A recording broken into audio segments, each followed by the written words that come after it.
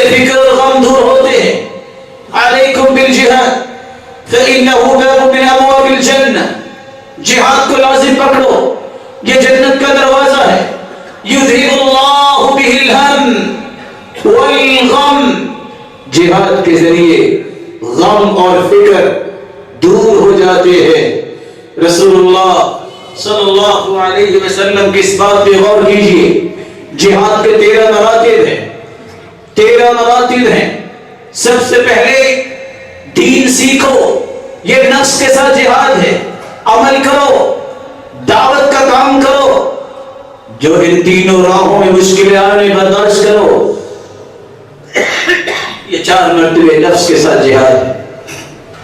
شیطان سے جہاد کرو، دل میں دین کے بارے میں، رب کے بارے میں، قرآن و حدیث کے بارے میں جو شکوک و شبہات آئیں ان کو پٹخ دو.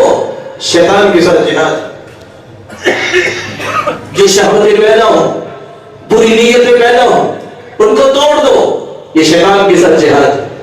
برائی کو دیکھو، ہاتھ سے روکو، یہ حکومت کا کام ہے. قانون کو ہاتھ میں لیجیے. نہیں کر سکتے، دوسرا درجہ زبان سے روکو، یہ علماء کا کام ہے. زبان سے نہیں روک سکتے. دل سے برا جانیے، یہ ذمہ داری ہے. دل سے برا جاننے سے بھی اتنی ہی نیکی ملے گی جتنا برائی کو ختم کرنے والے کو نیکی ملے گی. جاہد المشرکین، مشرکوں سے جہاد کرو. بِأَمْوَالِكُمْ، مالوں کے ساتھ، وَأَيْدِيكُمْ، ہاتھوں کے ساتھ، وَأَنفُسِكُمْ، جانوں کے ساتھ،